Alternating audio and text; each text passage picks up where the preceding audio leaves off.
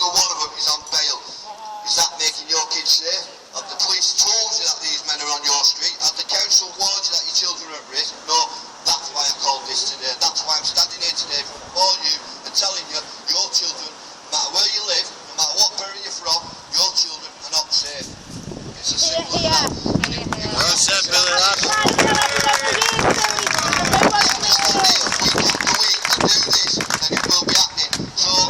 This is Rochdale this week. I'm going to be speaking to the people from Oldham today, and we're going to be announcing today the next one, which will be in Oldham, because Oldham is safe. When it comes to football, it's one of the fiercest rivals on the planet. When it comes to football, when it comes to children, we all stand shoulder to shoulder. Because there's nothing more important, not politics, not votes, not race, religion or creed, but our children. That's what's important. So guys, coming back on, but I'm going to pass you on to my first speaker, which is miah.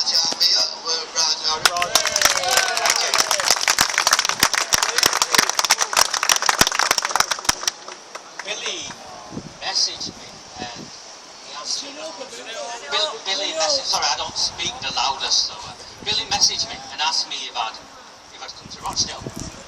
And my first thing was, well, why are you asking me? You just need to tell me where to be and I'll be there. It's simple as that. And the reason is, when I came across what I came across, I was clearly a brown man. I was embarrassed. I was humiliated. I was ashamed of what had gone on and how it had been covered up. I have a daughter, and I look at my daughter and I think, would I want that of her? Not a chance in hell. Not a chance in hell. So I'm with Billy. This is about our children. First and foremost, this is about our children. Yeah.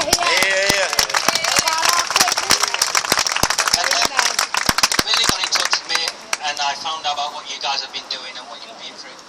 And the entire Free Girls stuff, the Andy Burnham review, it all happened in the background. Like an idiot. I was raised in Oldham and I'd gone off to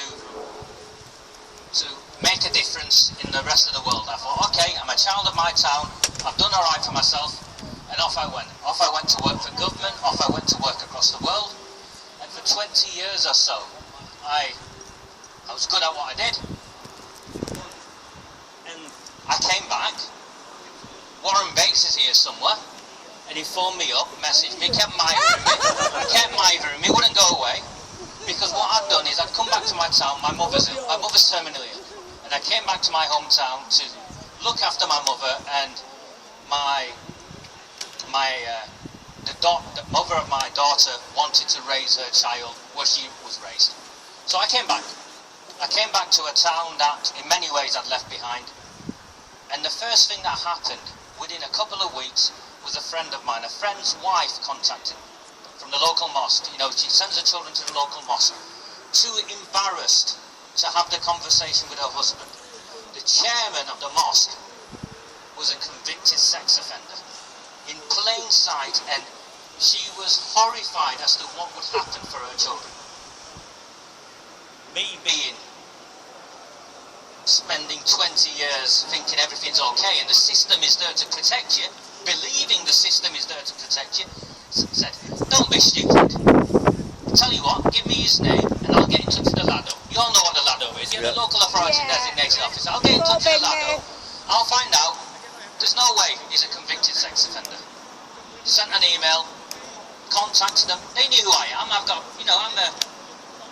I was a man of impeccable, reputation. Well, I am. And you know what she did? Straight away she responded, Roger, I'm horrified, I'll get back to you. She never got back to me. I then went and found out, my friends from Greater Manchester Police are here. Well, for a stint in my life, I worked with the Office for Security and Counter-Terrorism. So I pulled in some favours. You got me on your books. I pulled in some favours, and it's true, he's a convicted sex offender. Not only is he a convicted sex offender, he was a former Labour Party candidate in the election. And this is where I ended up. This is where I ended up slightly different than many of you. I understand understand what this is about. It isn't just about the abuse of children. It isn't just about the abuse of children. It is why they've been allowed to be abused. Billy talked about it. Billy raised it straight away. He talked about Cyril Smith. These are people in positions of power who are allowed to exploit our children, and they are exchanged. And in my town, as I found out on the journey I went on, our children are exchanged for sackfuls of postal books. It's as simple as that. White working class girls in my town do not matter because they have no political currency. In fact, they are political currency. This is our country. And so I thought, okay, 20 years of doing what I've done, what shall I do? Very simple. I'll hold them to account. I don't speak at demonstrations. Not because I don't believe they're not powerful. I don't speak at them because that's not where I'm effective. I'm effective in holding politicians to account. And you know what I've done in my town? I've mobilised my town, and council leader after council leader after council leader has been voted out at the ballot box. And we've voted them out. We've voted them out on one issue and one issue alone. They covered up for the grooming and gang rape of our children. There's no ifs, there's no buts, they covered up. And you know what they covered them up for? They claimed community relations. Well, no community I belong to will turn and look the other way whilst children are being raped. No chance, absolutely no chance. And you know what my friends at Greater Manchester Police have been doing to me since? Dragging me out of my house. I'm 50 years old. I have, and I actually do have, I have an MBE for the work I've done in safeguarding our country. Extremist terrorists. They've been locking me up because I'm effective. Telling the truth. Because I'm effective. And I've took them out, and I've took them out, and I've took them out, and we're going to take them out and keep taking them out. And next May, we'll take the council off them. We will force a public inquiry.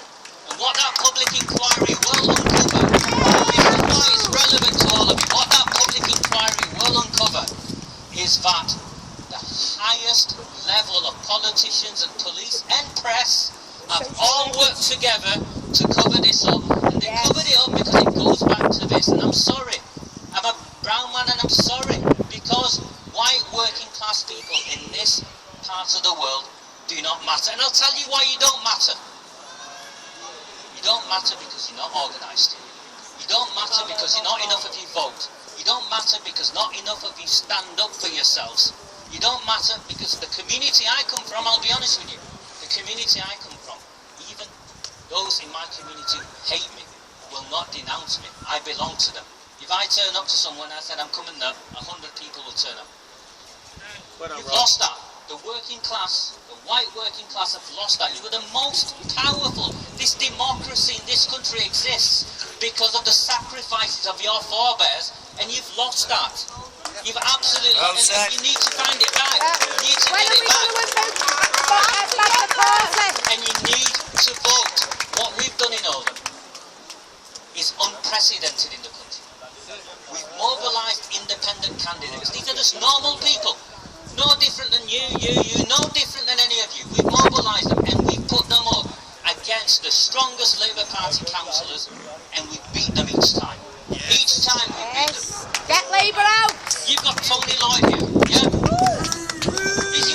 Peter, how on earth did Tony Lloyd become Rochdale MP? Come on, Peter. I'll tell you, I know the answer. Because he turned a blind eye as Police and Crime Commission. Yeah, backhanded! Backhanded! Backhanded! Tony Lloyd, and I'll link it here, Tony Lloyd turned up to a meeting in Oldham involving a man called Hughie MacDonald.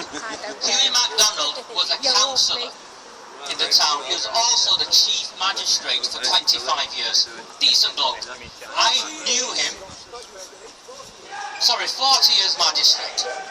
40 years magistrate.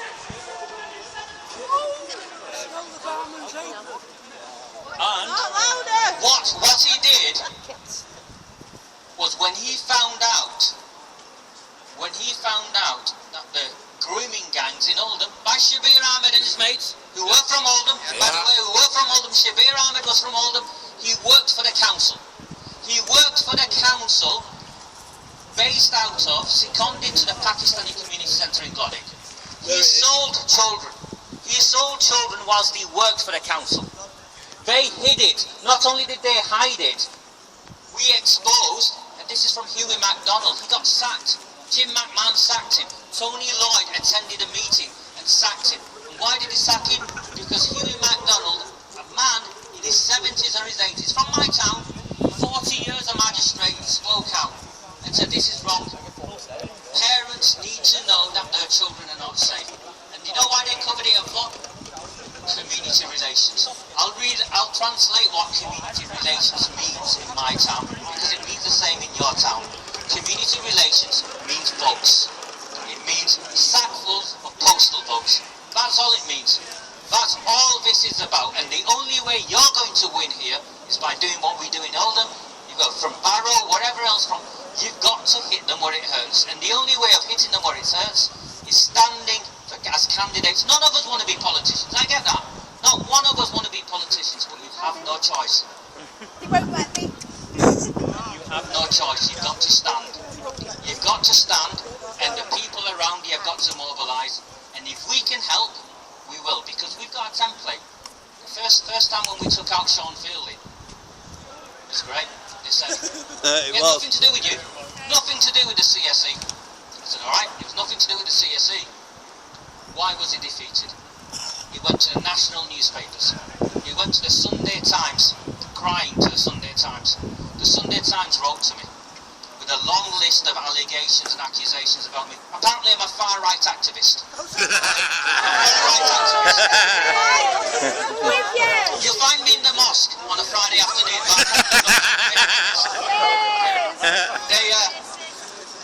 Do you know what I did to her? I sent her a photograph.